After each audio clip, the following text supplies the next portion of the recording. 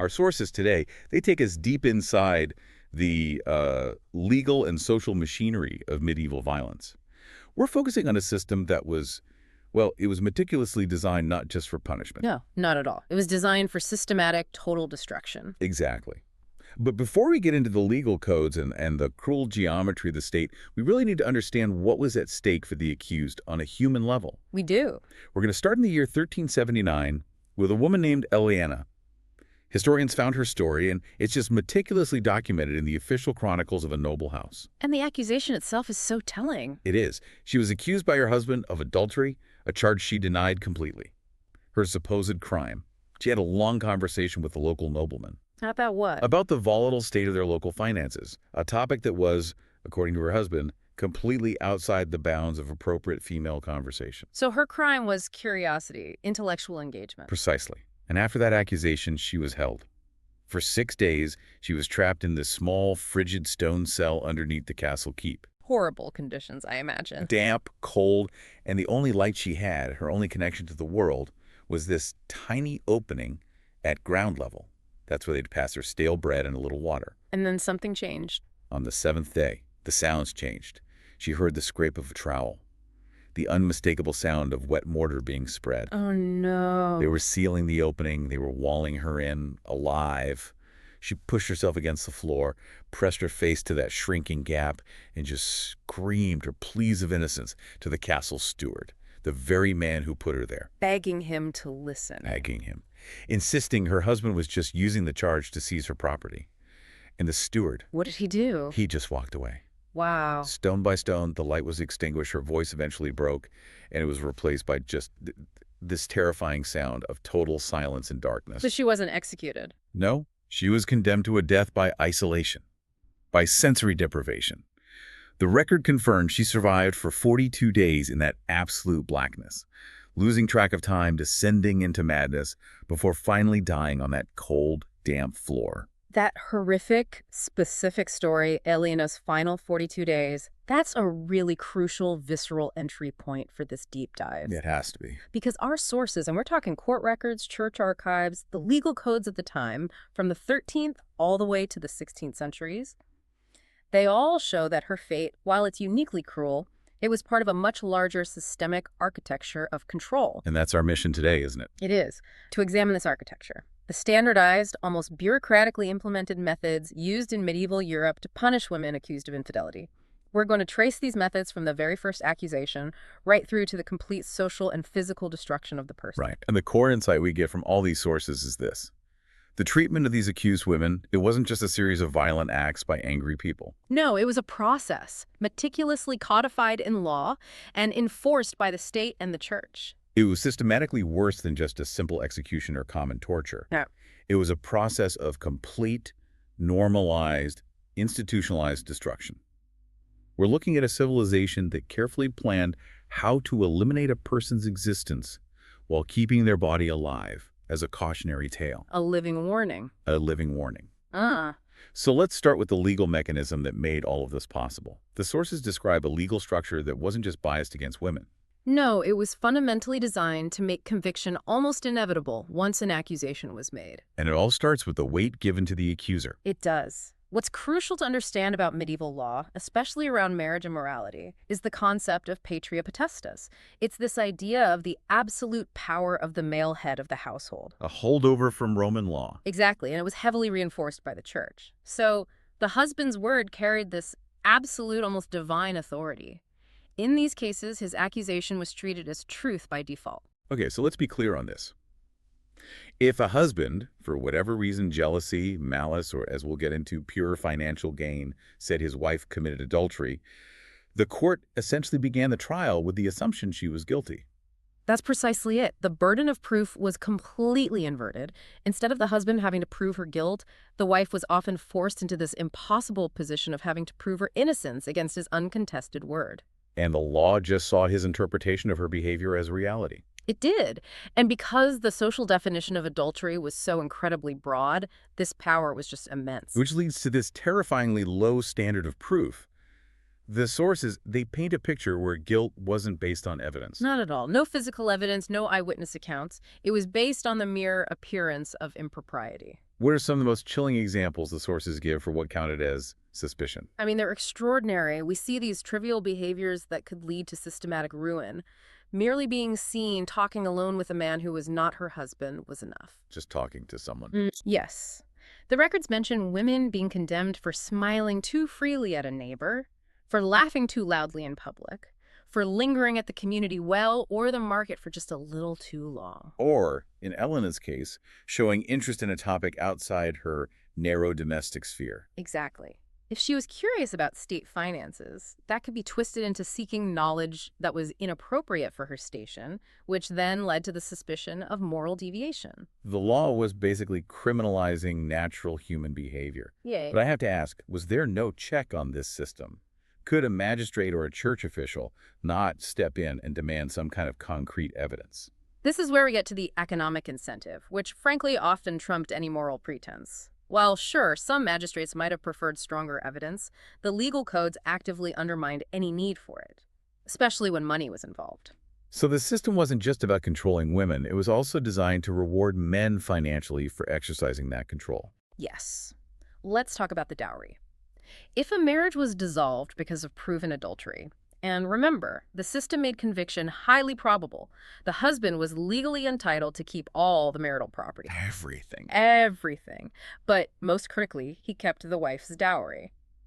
This dowry, which was often the wife's only real asset, provided by her family to ensure her economic security. It was now his. Irrevocably. That creates a powerful and legally protected financial instrument. A huge one. If a husband wanted to get rid of a wife he no longer cared for, or if he just needed a large sum of cash immediately, accusing her of adultery was the quickest, cleanest, and most legally sanctioned way to secure that capital. Which then allowed him to remarry, maybe to a wealthier woman. Immediately. So the system incentivized malicious, unfounded accusations. It turned the whole legal process into a kind of financial liquidation. So after all that, we hit the real legal brick wall, the complete disenfranchisement of the accused woman herself. She was often explicitly prevented from even offering a defense. This point is foundational to the cruelty. The legal reasoning behind denying her a defense wasn't just arbitrary, it was deeply theological and philosophical. Going back to Eve. All the way back to Eve. The prevailing thought was that women were inherently morally weaker and therefore naturally deceptive. So, when faced with punishment, they would inevitably lie to save themselves. So to even allow them to speak in their own defense would be seen as inviting moral pollution into the court. It was a perfect, self-sealing legal trap. And we don't have to guess about this. It was codified. It was written down in black and white. Where did we see this? Look at the Saxon Spiegel. It was a hugely influential German law code from the 13th century.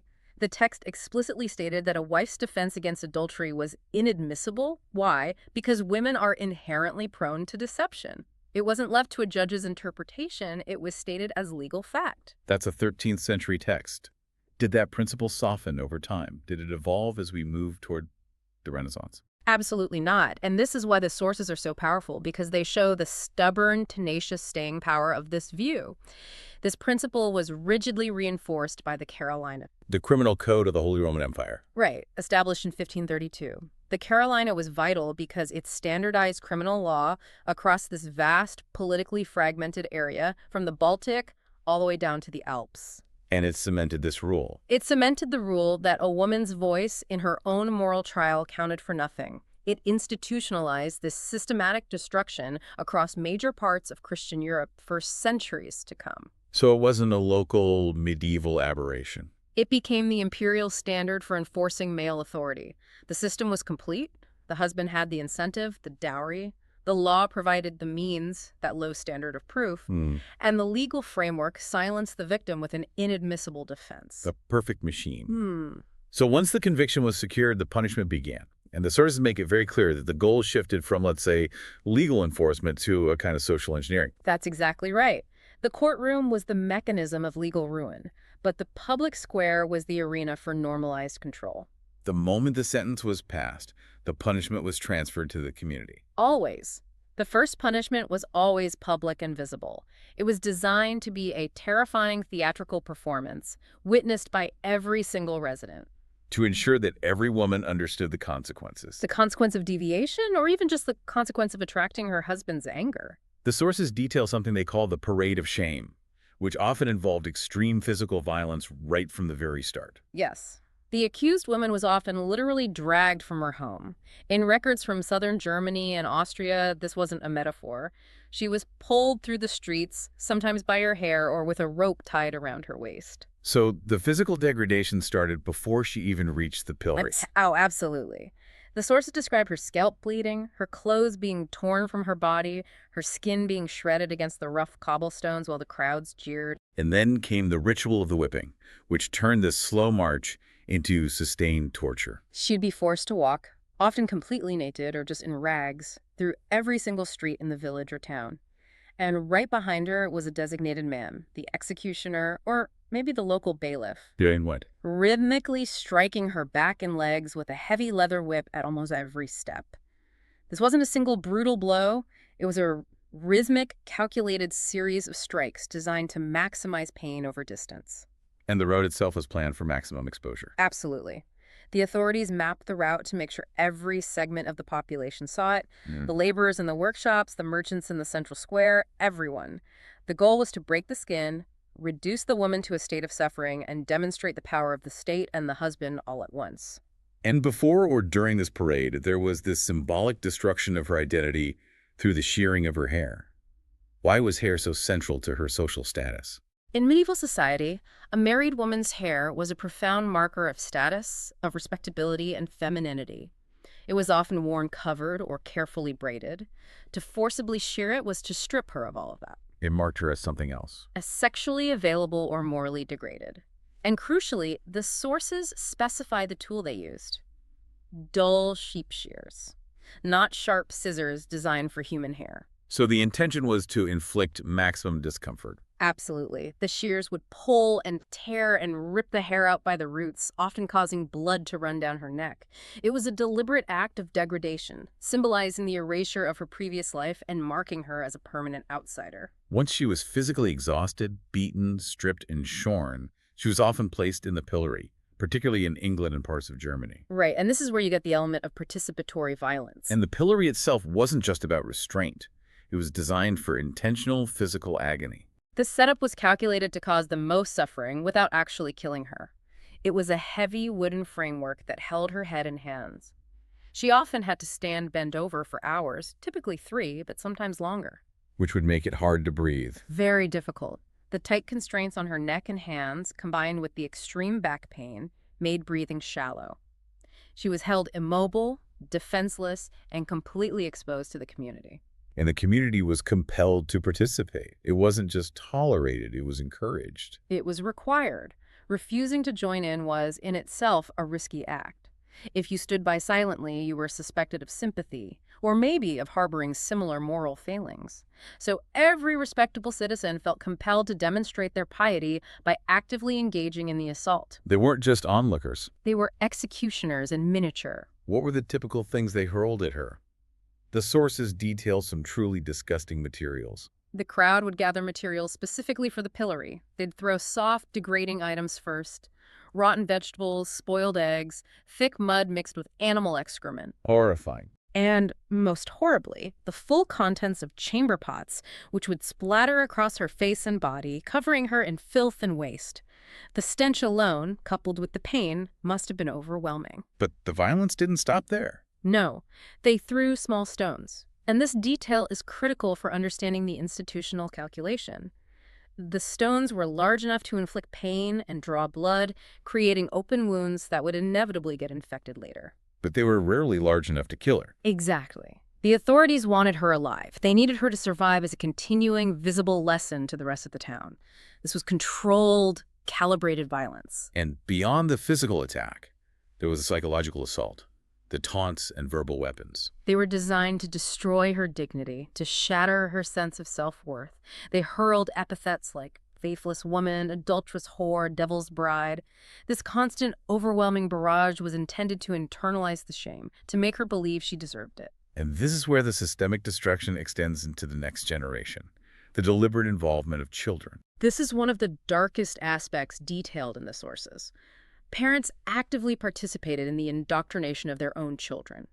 Young boys and girls, sometimes as young as 8 or 9, were lifted onto their parents' shoulders or handed repulsive things to throw. They were taught that cruelty was a righteous act. Yes. Children laughed and competed to hit the target, internalizing the lesson through direct, joyous participation. They learned that this is what happens to women who deviate. Young girls watched their future being demonstrated, learning that absolute submission and conformity were the only paths to safety. The community enforced its own rules, using the body of the condemned as a living textbook. So if the public parade was about humiliation, the next stage was about permanence. These were punishments designed to ensure she could never escape her past, never move on, never rebuild. Exactly. And branding was a standardized tool for achieving this. Particularly in Germany and Austria. Yes, it was employed with this methodical cruelty. The process began with a local blacksmith heating an iron rod in the forge until it glowed a terrifying bright red, and that rod was shaped into a letter. Usually an A for adulteress. Right, or sometimes an H for harlot. And the placement of this mark was explicitly designed to be visible and unhideable. On the face. On the cheek or the forehead. The sources give these horrific sensory details. The audible sizzle of the burning flesh, the thick, sickening smell of burning skin filling the marketplace, and a scream that's described as inhuman in its intensity. And the iron was held there for several seconds. To guarantee the mark would be permanent and deep. And what resulted wasn't just a small mark, it was a permanent, festering wound that would heal into this charred black center with blistering red edges.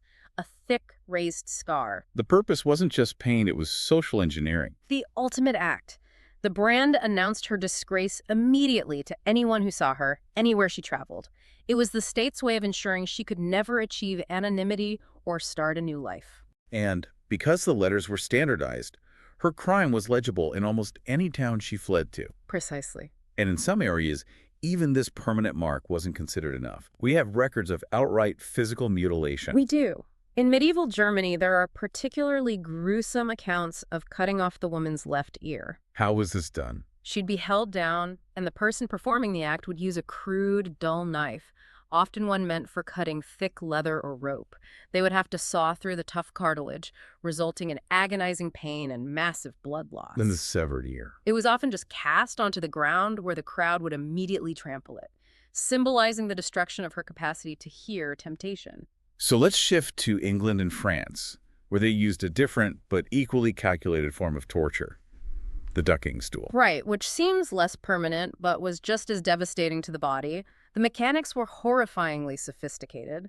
The woman was strapped into a wooden chair attached to a long lever that extended over a river or a pond. Her arms and body bound tightly. Yes, and the water was often near freezing. The operator's goal was controlled, repeated, near drowning. So what was the experience of that immersion? The sudden plunge into the cold water would cause an involuntary gasp. It's a physiological reaction. So she's forced to inhale this brutally cold water, choking her, burning her lungs, and initiating immediate panic. And then they'd pull her up. Just for seconds, just long enough to cough and vomit and gasp for oxygen before being plunged under again. This ritual was repeated 20, 30, even 40 times. The crowd would often chant the count, making her suffering a part of their collective performance. So the operator was walking this tightrope, ensuring maximum trauma without actually killing her and turning it into an illegal execution. Exactly. The sources describe the body language. After 10 or 15 duckings, many women just stopped struggling. They'd hang limp and blue between immersions. And we have specific cases, right? We do. The tragic case of Joan in 1392, documented in English municipal records. She survived 10 full immersions and was technically declared innocent, having survived the trial by ordeal. So she was cleared. Officially, yes. But the physical damage was irreversible. She suffered severe lung infection and congestion and died 3 years later, a direct casualty of the state-sanctioned torture. So even when you were cleared, the punishment destroyed your body. The long-term medical aftermath of all of this, the whip lacerations, the burns, the near drowning, must have been devastating in a world without modern medicine. It guaranteed chronic suffering. The open wounds from whipping and stones, the deep burns, they inevitably led to severe infection. The sources describe swelling turning dark, purple and green, with red streaks spreading from the wound. A clear sign of blood poisoning. Sepsis. Exactly. And for survivors, the long-term damage was catastrophic. Chronic lung disease from the water inhalation, severe scarring, nerve damage causing permanent facial paralysis. They were left permanently disabled and disfigured. And moving from the body to the life, the social and economic destruction was absolute. It was. The moment the conviction was handed down, the marriage was automatically dissolved, and the husband took everything. He kept all the marital property and, critically, the woman's dowry. So she was left with nothing. Literally nothing but the clothes on her back, which were often those tattered, filthy clothes from her public shaming. And that lack of capital was compounded by complete unemployability. Yes, because medieval society operated on the belief that vice was physically and morally contagious. The presence of a convicted adulteress, especially a branded one, was believed to corrupt the moral atmosphere of any respectable household or workshop. So no one would hire her. No respectable person would. Doing so risked their own reputation and maybe even inviting God's wrath. The irony is just brutal. By destroying her economic viability, the system pushed her toward the very behavior it accused her of.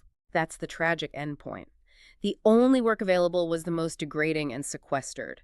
Cleaning latrines, gathering refuse, or, most commonly, prostitution. The system ensured that this branded woman, already broken, was forced to become exactly what the law falsely condemned her for being, just to survive. And on top of all that, complete social exclusion. Even her access to spiritual comfort was cut off. She was banned from the rituals that defined Christian life. She couldn't attend church, receive communion, or participate in the sacraments. She was isolated from the only social safety net that existed. And the daily abuse continued. Constantly. Children, having been taught in the pillory that she was a target, continued to mock her in the street. Adults openly spat on her. She was left to starve or die of illness or exposure, often found dead in a ditch on the outskirts of town, destined for an unconsecrated burial. Total institutionalized erasure. The depth of this systemic cruelty is really underscored by how the system adapted based on the accused woman's social class. It's a crucial point. While commoners faced this highly visible, mutilating public destruction, noble women faced the punishment of disappearance. Why the difference? The state and the nobility had to navigate a different political landscape. Publicly whipping or branding a noblewoman was, well, it was unacceptable. It didn't just shame the individual, it shamed her entire powerful family. Which could trigger blood feuds. Exactly. Obligations of revenge, maybe even outright armed conflict between noble houses. So the punishment had to be equally devastating, but politically subtle. So instead of public shaming, the destruction was achieved through profound psychological and social isolation. The noblewoman was disappeared. Yes. She would be immediately removed from court life and sequestered in a remote convent, specifically one that functioned as a penitentiary. Often in isolated places, making contact with the outside world impossible. Exactly, and the experience there was meticulously designed to break her mind and spirit. She was stripped of her elegant, noble clothes and jewels. Her head was shaved completely bald.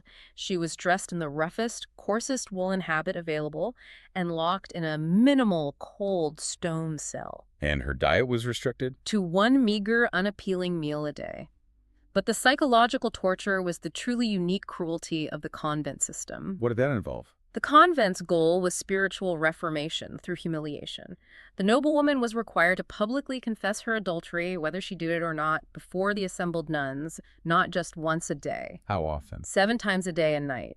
This constant, forced repetition of shame, combined with complete isolation, no visitors, no letters, no news of her children or family, it was intended to shatter her identity and force her into absolute submission to the narrative of her guilt. And this could go on for years. For decades. We have records showing this confinement lasting decades. There was Isabella, held for 23 years. Others lived for 30 or more years confined to those tiny cells. The system was adaptive. So let's turn to the sheer geographical inventiveness of this cruelty, looking at specific regional methods. Right, because this really highlights the standardization of terror across Europe. Let's start with 14th century Vienna. In Vienna, they repurposed a mundane public space for intense shaming. The public bathhouse, the Bad Stube. A place meant for cleansing and social exchange. And they turned it into an instrument of degradation. The accused woman was paraded naked through the streets to the bathhouse, where she was forced to stand exposed in the center, while the entire community, men and women, filed past her.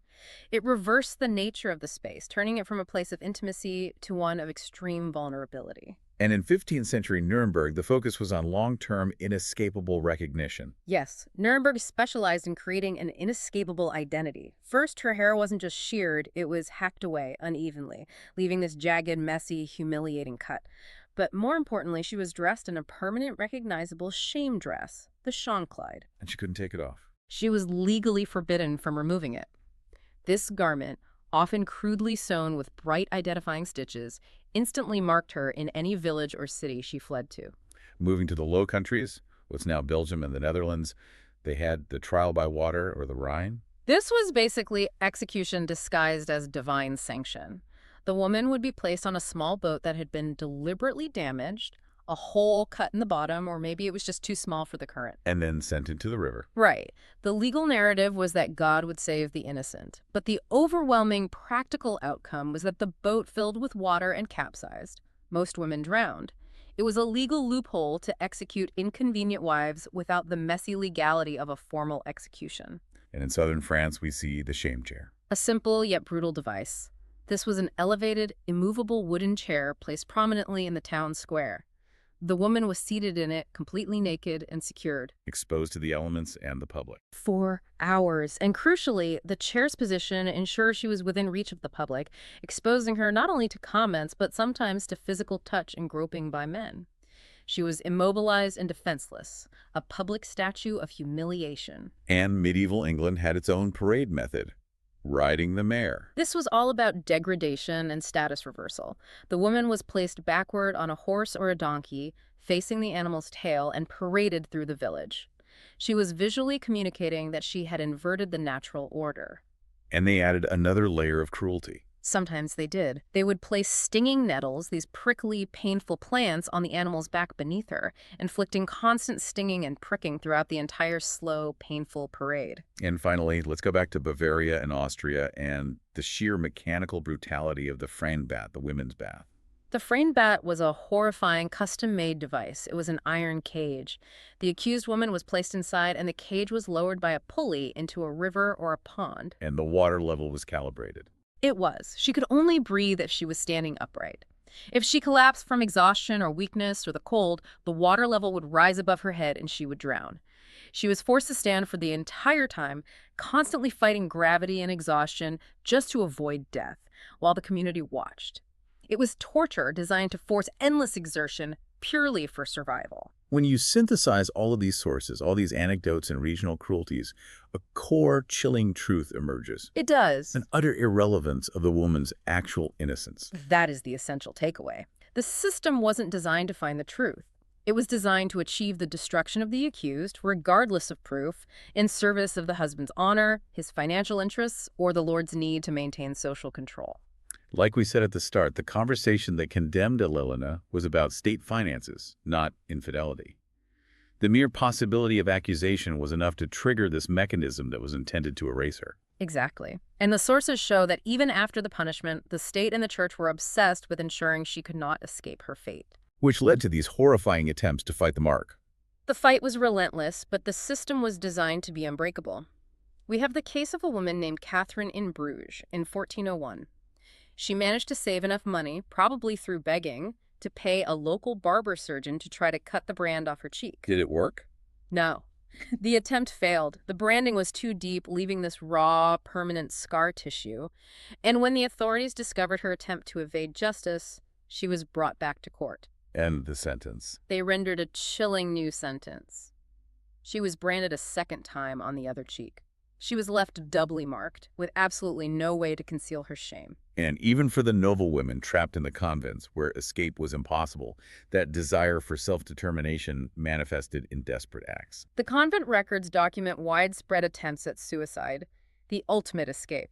Women would try to starve themselves or find other means to self-harm. And the church had a response to this resistance. Increased surveillance and the systematic use of force-feeding. The Chronicle of Beatrice is maybe the most famous example. Imprisoned for adultery, she tried to starve herself to death. So the nuns force-fed her. A thin rule, using tubes or by physically restraining her and forcing her mouth open 3 times a week for 6 long months. She was forced to survive and endure the humiliation until her spirit was finally broken. And she lived for how much longer? Beatrice lived 32 more years in that isolated cell. She was systematically forced to suffer for 4 decades for an accusation that remained unproven. The system denied her even the escape of death. When we step back, what strikes me most is the institutional scope and the chronological consistency of all this. This wasn't local superstition. No, this was official, accepted, and maintained across 3 centuries, spanning the vast territories of England, France, Germany, and Italy. It wasn't aberrational sadism. It was normalized control. This system was the official policy of Christian civilization, built fundamentally on the principle of absolute male authority. Women were viewed as property whose virtue had to be policed through terror to ensure the purity of the male bloodline and the stability of the household economy. The law actively facilitated the destruction of individuals to uphold these abstract concepts like honor and order. It did. And to really solidify this, we have to reconnect the names to the suffering that created these historical documents. We must. We remember Eleanor, sealed alive in that stone cell, dying over 42 days. We're talking about state finances. We remember Marjorie, whose death was recorded in a municipal ledger, dying in a ditch from sepsis 2 years after her public punishment. Isabella, confined for 23 years, forced to repeat her confessions 7 times a day. Alice, mutilated on the roads, her ear cut off, abandoned by her entire community. These are not statistics. They are names that testify to the absolute power of institutionalized cruelty. As we conclude this deep dive, we have to acknowledge the immense paradox of this period. This was a civilization capable of building architectural wonders, the soaring cathedrals, and creating the complex legal and philosophical frameworks we study today. And yet, that same civilization manufactured the shame chair, meticulously designed the frame-back cage, and codified the Saxon Spiegel to deny half its population the right to speak in their own defense. So what does this codified history of destruction mean for us now, beyond just the shock value of the past? Well, we don't use branding irons, and the ducking stools are relics, but the core connection lies in the fragility of our rights and the incredible, tenacious staying power of the underlying philosophical principle. And their principle is that a male accusation or an accusation from a position of authority carries this inherent default weight. While a female defense or testimony about their own lives can be inherently distrusted or dismissed, That historical precedent, the idea that a woman is inherently prone to deception, has echoed through institutional memory for centuries. it has. Every protection we consider standard today, the right to testify on your own behalf, the presumption of innocence, the prohibition against cruel and unusual punishment, these were not just granted easily. They were hard-won battles fought directly against systems exactly like the one that condemned Alea. It provides a sobering reference point. It shows us what happens when a society prioritizes abstract concepts like honor or financial control or institutional authority over the fundamental human need for truth and safety. So the question for you, the listener, as you grapple with this documentation of systematic normalized cruelty, is this. What contemporary norms or destructive societal practices do we tacitly endorse today that future generations will look back on with the same disbelief and horror? What happens when a society collectively accepts a lie about who is trustworthy and then allows its institutional structures to perpetuate that lie? The Stones remember, and we must learn to remember those lessons too.